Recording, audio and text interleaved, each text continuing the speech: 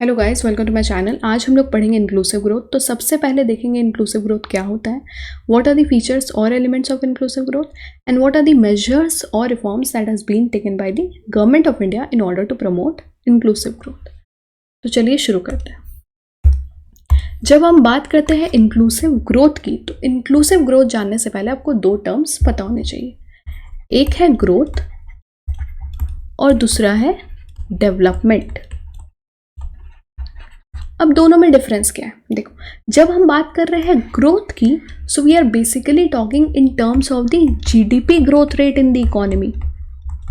Suppose पिछले साल growth rate India में 6% था, इस साल 7% है।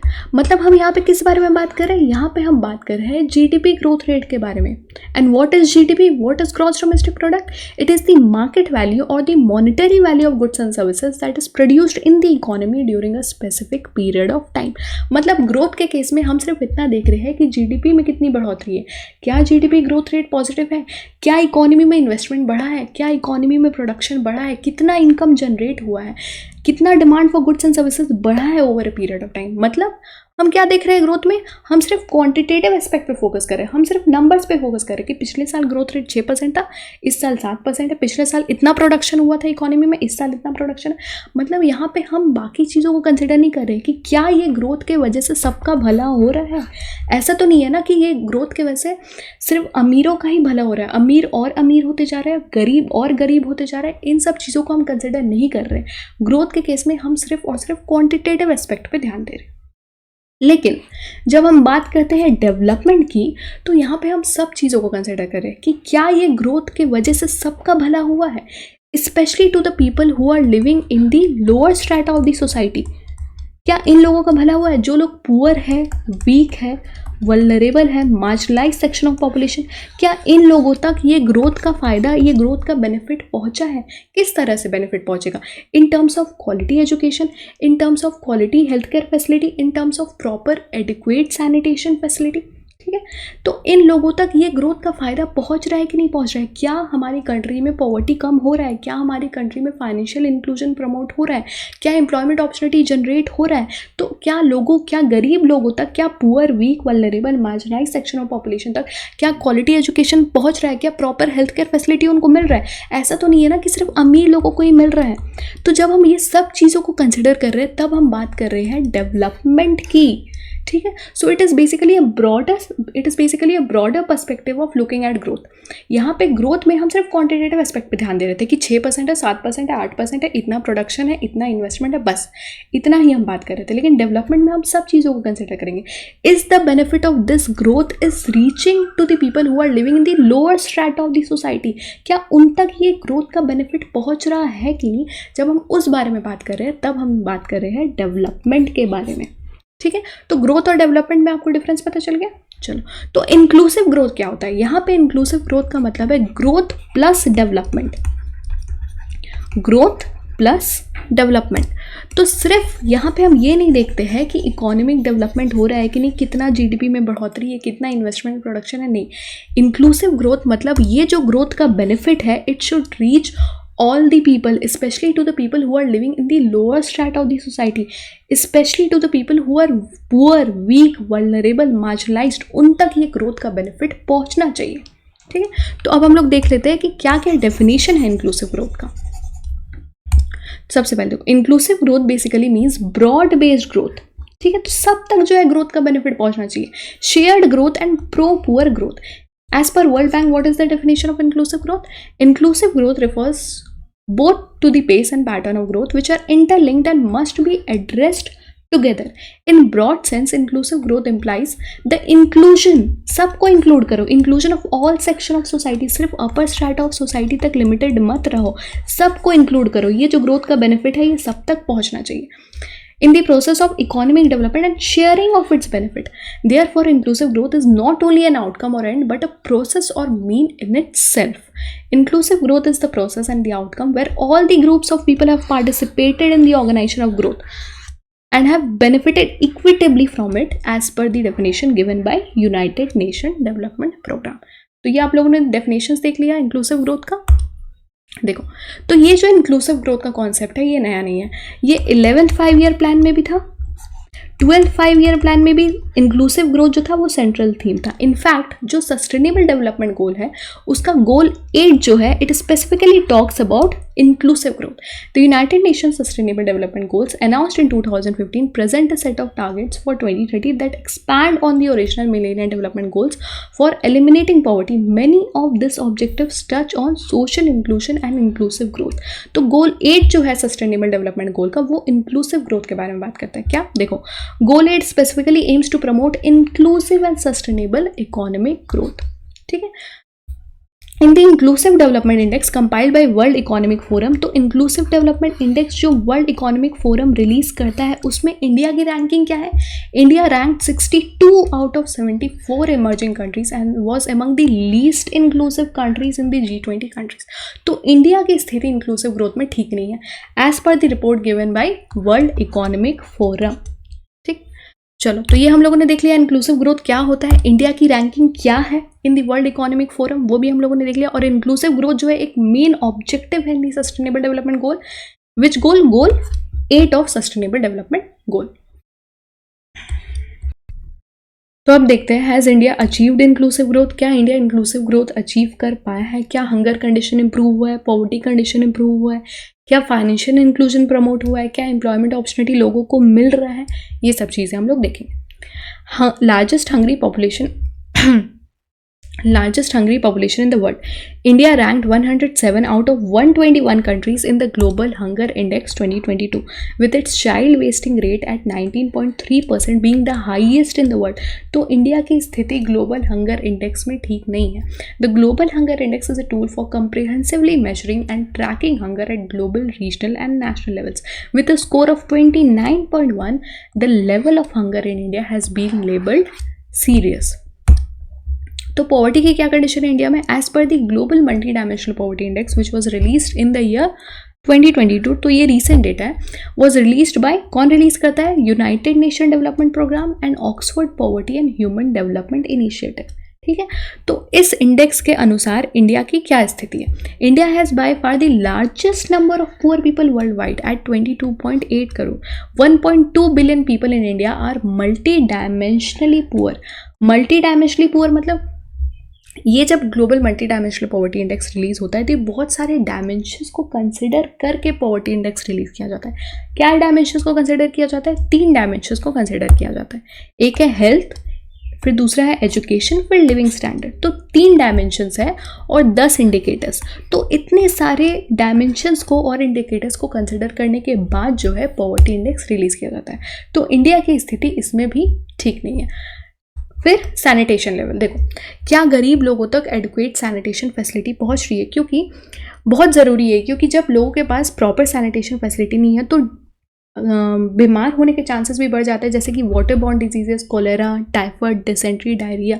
तो ये सब डिजीजेस स्प्रेड होने के चांसेस भी बढ़ जाते हैं। जब लोग ज़्यादा बीमार पड़ेंगे तो ठीक से काम नहीं कर पाएंगे, फिर वो अपना कंट्रीब्यूशन जो है इकोनॉमी में ठीक तरह से नहीं दे पाएंगे। इसीलिए सैनिटेशन लेवल की स्थिति इंडिया में क्या है ये जानने की भी ज़रूरत है। देखो ये न्यूज़पेपर से मैंने आर्टिकल लिया था, तो यहाँ पे out of its population of 1.3 billion people 6% of the population in India lack access to safe water and 44% of the population in India lack access to safely managed household sanitation facility. तो 54% of the population in India do not have adequate और proper sanitation facility. तो India की स्थिति यहाँ भी ठीक नहीं है। एम्प्लॉयमेंट की जब हम बात करते हैं, the centre for monitoring Indian economy में private organisation estimates India's unemployment rate is around 7.45% at present. तो इंडिया में प्रेजेंटली अनएम्प्लॉयमेंट रेट कितना है? 7.45%। मतलब जीडीपी ग्रोथ रेट पॉजिटिव है, ग्रोथ रेट है इकोनॉमी में, इतना इन्वेस्टमेंट हो रहा है, प्रोडक्शन हो रहा है, demand for goods and services इतना बढ़ रहा है इकोनॉमी में, तो उस हिसाब से तो फिर लेबर की ज़रूरत भी पड़ती होगी। जब इतना डिमांड है इकोनॉमी में, जब जीडीपी ग्रोथ रेट पॉजिटिव है तो लेबर की ज़रूरत तो पड़ती होगी। लेकिन उसके बाद भी आप देखो कि इंडिया में अनएम्प्लॉयमेंट रेट इतना ज़्यादा बढ़ गया, 7.45% है। Social infrastructure development has been neglected. देखो जब चाहते हो कि डेवलपमेंट हो तो उसके लिए इन्वेस्टमेंट करने की बहुत ज़्यादा ज़रूरत है। कहाँ इन्वेस्टमेंट करने की ज़रूरत है? सोशल इंफ्रास्ट्रक्चर में। सोशल इंफ्रास्ट्रक्चर मतलब अगर गरीब लोगों तक क्वालिटी एजुकेशन पहुंचाना है, क्वालिटी हेल्थ केयर फैसिलिटी पहुंचाना है, तो क्या करना होगा? हॉस्पिटल्स बनाना होगा, स्कूल्स बनाना होगा, कॉलेजेस बनाना होगा, और भी तरह के इंफ्रास्ट्रक्चर में जो है इन्वेस्ट करना होगा।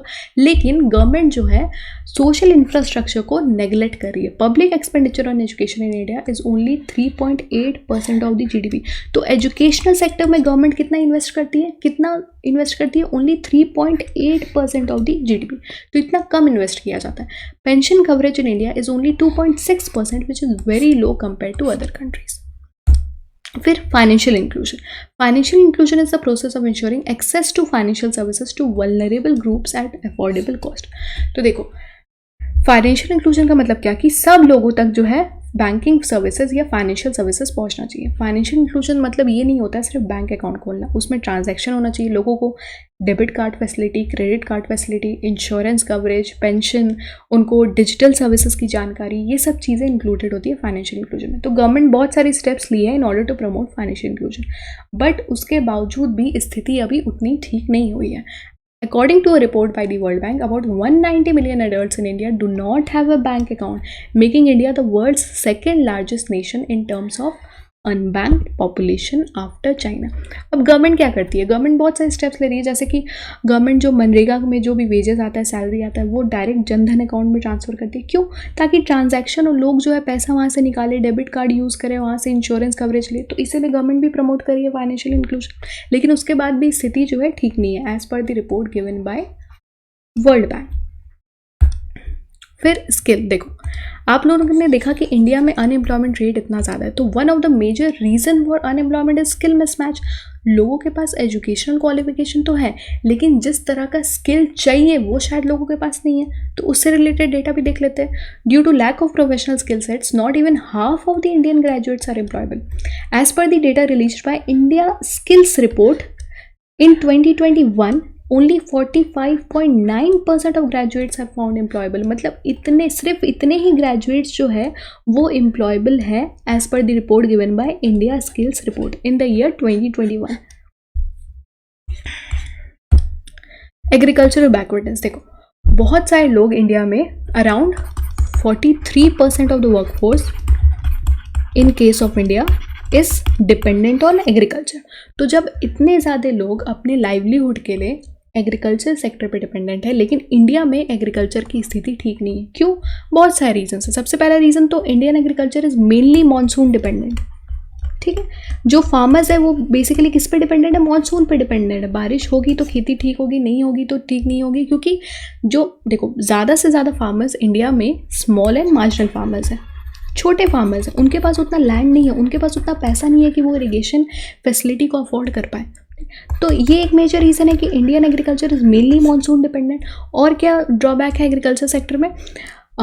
सीजनल अनएम्प्लॉयमेंट भी बोल सकते हैं। सीजनल अनएम्प्लॉयमेंट मतलब कि फार्मर्स के पास, लेबर्स के पास हार्वेस्टिंग सीजन में, सोइंग सीजन में तो बहुत काम रहता है, वो लोग एम्प्लॉयड रहते हैं, लेकिन बाकी के सीजन्स में वो अनएम्प्लॉयड रहते हैं। मतलब कुछ सीजन में उनको काम मिलेगा, वो लोग एम्प्लॉयड रहेंगे, जैसे कि हार्वेस्टिंग सीजन, सोइंग सीजन जब स्टार्ट हो रहा है तब वो लोग एम्प्लॉयड है, लेकिन बाकी के सीजन में वो अनएम्प्लॉयड है। ठीक है, तो declining per capital land availability, slow reduction in the share of employment, low labour productivity, decline in agriculture yield due to climate change, land degradation and unavailability of water. और क्या factors हो सकते हैं? Volatility in terms of market price. Farmer को भी नहीं पता है कि जो वो प्रोड्यूस कर रहा है उसको मार्केट से कितना प्राइस मिलेगा, कितना वो बेच पाएगा। तो इतने सारे जो अनसर्टेनिटी है इन केस ऑफ एग्रीकल्चर सेक्टर, तो उसके वजह से भी इंक्लूसिव ग्रोथ का फ़ायदा जो है लोगों तक ठीक से नहीं पहुँच पा रहा है। देखो, between 2010-11 and 2015-16 the number of small and marginal farmer rose by about 9 million। तो इतने सारे जो लोग हैं वो छोटे फार्मर हैं। अब इनके पास जो लैंड है, जो खेती करने के लिए जो लैंड अवेलेबल है वो बहुत कम है, तो इसके वजह से वो ठीक से खेती भी नहीं कर पाते। Nearly 17% small holders have an average land holding of 1.4 hectare. तो इतना कम अगर लैंड अवेलेबल होगा तो ठीक तरह से वो खेती भी नहीं कर पाएंगे। तो इतने सारे इशूज़ हैं इन केस ऑफ एग्रीकल्चर सेक्टर। तो जीडीपी ग्रोथ रेट तो देखने को मिल रहा है, पर जीडीपी ग्रोथ रेट का फ़ायदा जो है वो एग्रीकल्चर सेक्टर तक नहीं पहुंच पा रहा है। फिर इनइक्वालिटी देखो, जीडीपी में बढ़ोतरी है, उसके वजह से इनकम जनरेट हो रहा है, लेकिन क्या ये इनकम का फ़ायदा सब तक पहुंच रहा है? ऐसा तो नहीं है ना कि अमीर और अमीर होते जा रहे हैं, गरीब और गरीब होते जा रहा है, वो देखने की ज़रूरत है। तो the 2019 report by Oxfam title public good of private wealth showed India's top 10% hold 77.4% of the national wealth. तो जो इनकम जनरेट हो रहा है उसका 77.4% जो मेजर हिस्सा है वो टॉप 10% ऑफ पॉपुलेशन के पास है। The top 1% holds 51.53% of the wealth. तो ये जो इनकम जनरेट हो रहा है उसका 77.4% तो टॉप 10 लोग के पास है, 1% के पास अराउंड 50%, अराउंड 52% है, और बाकी जो 60% जो बॉटम ऑफ द पिरामिड में जो पॉपुलेशन है, जो पुअर सेक्शन ऑफ पॉपुलेशन है, weak, poor, vulnerable, marginalise section of population, उनके पास ये वेल्थ का कितना हिस्सा है? सिर्फ 4.8%। The bottom 60% population holds only 4.8% of the national wealth. मतलब कि इनकम इनइक्वालिटी मतलब क्या? इनकम जो है प्रॉपर्ली इक्वली डिस्ट्रीब्यूट नहीं हो रहा है among various section of population. जो अमीर है वो और अमीर होते जा रहा है, गरीब और गरीब होते जा रहे हैं। टॉप 10% ऑफ पॉपुलेशन के पास इतना ज़्यादा इनकम है, majority of income is held by top 10% of the population, और जो बॉटम 60% है उनके पास ये इनकम का बहुत कम हिस्सा अवेलेबल है। Economic inequality impacts GDP per capita. It gives rise to poorer public health and illiteracy, thus increasing crime rates. तो ये inequality जब होगा इकोनॉमी में तो उसके क्या क्या जो है उसके क्या क्या consequences हो सकते हैं? It gives rise to poorer public health and illiteracy, thus increasing crime rates, fueling political instability and eventually destabilizing the society. तो अब हम लोग करते हैं features of inclusive growth. Economic growth acts as a precondition for inclusive growth. मतलब कि growth और development को आप अलग अलग टारगेट मत करो, दोनों को साइमल्टेनियसली लेके चलो। अगर आप चाहते हो कि डेवलपमेंट हो, मतलब कि लोगों के पास अगर सपोज क्वालिटी एजुकेशन पहुंचे, प्रॉपर हेल्थ केयर फैसिलिटी पहुंचे, तो उसके लिए क्या ज़रूरत है? आपको इन्वेस्ट करने की ज़रूरत है। आपको स्कूल्स में, कॉलेजेस में, हॉस्पिटल में, बेसिकली आपको सोशल इंफ्रास्ट्रक्चर में इन्वेस्ट करने की ज़रूरत है। तो ये इन्वेस्ट करने के लिए पैसा कहाँ से आएगा? जब इकोनॉमिक ग्रोथ है, जब इनकम जनरेट हो रहा है, तभी आप इन्वेस्ट करोगे, तभी आप सोशल इंफ्रास्ट्रक्चर डेवलप करोगे, which will further result in economic development. ठीक है। Economic growth acts as a precondition for inclusive growth. Through the nature and composition of growth have to be in line with inclusion. Inclusive growth is the inclusion, आप सबको include करो, of the poor and lagging socio-economic group, that is ethnic or tribal group, weaker section as well as the lagging regions as partners and beneficiaries of economic growth. The inclusive growth addresses the limitations of the excluded and marginalized. तो जो excluded है, marginalized section of population है, आप उनको include करो in the process of economic growth. फिर inclusive growth has the ability to reduce poverty faster in the sense that it has to have a higher elasticity of poverty reduction. So inclusive growth will also promote poverty reduction. Inclusive growth has to ensure access of people to basic infrastructure, basic services or capabilities such as basic healthcare and elementary education.